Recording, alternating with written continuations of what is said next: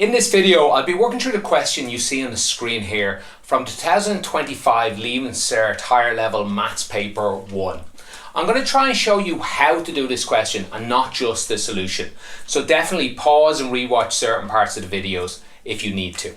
If you're looking for a different question from this paper or a different paper entirely, you should be able to find a playlist in the description below or have a look around on my channel. Okay, let's get into the maths. Question 6 starts off with a binomial expansion question. These come up quite often. They're quite simple once you learn how to do them, so I do recommend you learn how to do them. We have a formula in our formula table. You know what, let me pause it and write it up here.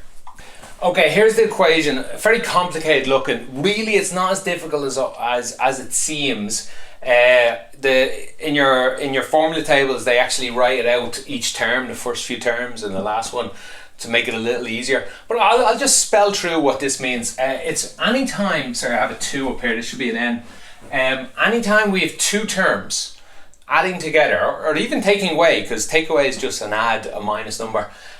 Two terms in a bracket and we have the power of it, we can use this binomial expansion. Now, of course, we wouldn't use it when it's to the power of 2 or even power of 3. We could do it by hand.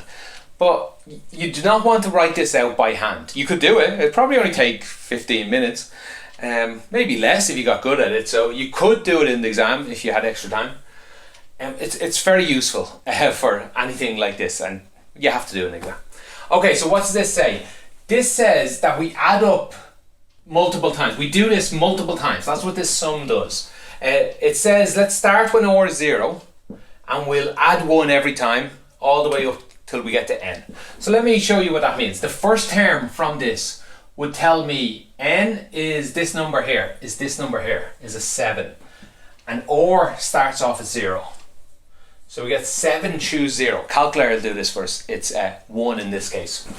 And next we'd have x. That's the first term. In this case it's 2p.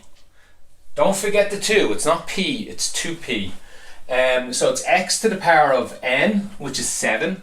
Take away 0. So 7 take away 0 is 7. And then, sorry, the next term should have an or here. The next term to the power of or, which is 0. So that's 3 to the power of 0. That's what the first term looks like. We can take a few shortcuts with this. I'll explain when I do the next one. The sum means we add the next term. The next term is still a 7, or has gone up 1 to 1. It's still 2p, but instead of 7 minus 0, it's 7 minus 1, which is 6. Instead of 0, it's a 1. There's a 1 here. And we stay going. 7, choose 2, 2p to the power of, it goes down 1 each time, 5. It goes up 1 each time, 2. You can stay going, except they only wanted the first 3 terms, and they made a point to say it's p to the power of 7 is the first one. So we just have to clean all this up, but writing this down will get you most of your marks. So clean this up. Use the calculator. I've wrote it down from a calculator. 7 choose 0 is 1. 2 to the power of 7 is 128. P to the power of 7 is p to the power of 7. 3 to the power of 0 is another 1. 7 choose 1 on a calculator is 7. 2 to the power of 6 is 64. 3 to the power of 1 is 3. Oh, sorry, we have a p to the power of 6 in there. Next one, 7 choose 2. We need a calculator for that. It is 21. 21. 2 to the power of 5 is 32. 3 squared is 9. And we got a p to the power of 5 in there. And we stay going. Well, we don't have to in this case. But you can stay going as much as you want. Often they even ask you, what's the 5th term? So you'd have to you wouldn't have to write any of these. You just go straight to the 5th one. 7 choose 4, I think would be the 5th one. Okay, cleaning all this up, we would get 128 p to the power of 7. We would get 1,344 p to the power of 6. And 6,000, is that right? I better check these numbers. P to the power of 5. Right, I double checked those numbers. Seems to be correct. Let me clear this off and we'll go on to part B. If you are finding my videos useful and would like to help the channel out, On top of liking and subscribing, probably the best thing you could do is to tell other people doing the exam about my channel. Maybe you could share this video in a class WhatsApp group. Then if you feel I've really deserved it and you would like to buy me a coffee, you could become a member on YouTube or on Patreon. You should find links to that in the description below. In part B, we're given this quadratic function here and we're told, a very important hint, it has exactly one solution. Use that information to show that OR is equal 9m.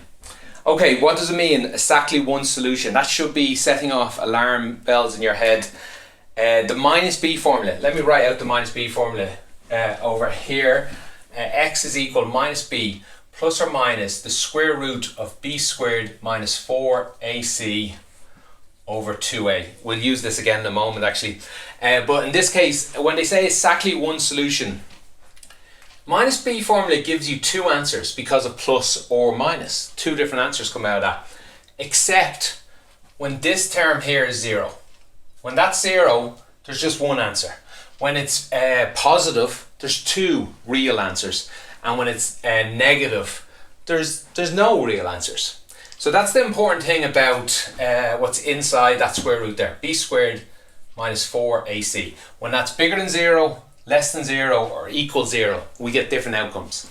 In this case, exactly one answer would mean this is equal 0. Okay, so let's use that information. A is 6m, B is minus 4r, and so on.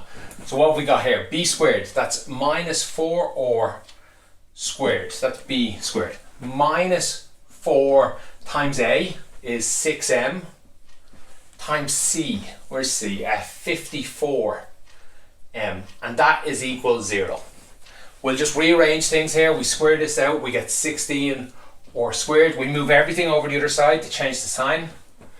And we'll multiply it out. 4 times 6 times 54. You know what? Let me go to my notes for that one. 1296 m squared. We'd have to be very careful here because I'm about to, let me divide both sides by 16. Divide by 16, we get 81 m squared. Now you might be tempted just to square root both sides. That's correct. But I would advise you be careful. The only reason we can do it here is they told us OR and M are positive. If you were to just square root both sides, you'd have to add in a plus or minus somewhere. Except we do know they're both positive, so we can do it. So we get OR is equal to 9 times M. Just square root everything. And that's the answer to B part 1. For part 2, they just ask us to use this fact to solve this equation here. And we just go back to using the full minus B formula. So we have X is equal minus B is minus 4r or 4r plus or minus all this. We don't need it, it's 0. All of that is 0 because there's only one solution. So we'll skip that. Divided by 2a. That's 2 times 6 is 12m. So that's the solution. But remember, we know what OR is. OR is equal to 9m. So let's write that again. 4 times 9m. Instead of the OR, I'm putting 9m in. Over 12m. We can start cancelling things here. M cancels with m. 4 cancels with this. We're leaving a 3. 3 cancels with the 9. Final answer is just 3. X, the one solution to that equation is 3. Sorry, if there's only one solution, the answer is 3. If there's more than one solution, I actually don't know what the answer is. That would be an interesting question if they asked it. They could say, what if there wasn't one solution? Well, you could try it, but we would be left with too much unknown. We wouldn't know enough. But the fact that there's exactly one solution allows me to tell you, even though there's so many letters here, that the answer is 3. Okay, that's it for that question. If you have any comments or questions for me, let me know in the comments. Do me a favour and put in the timestamp. Just makes it easier for me to answer the question. Thanks for watching and have a great day.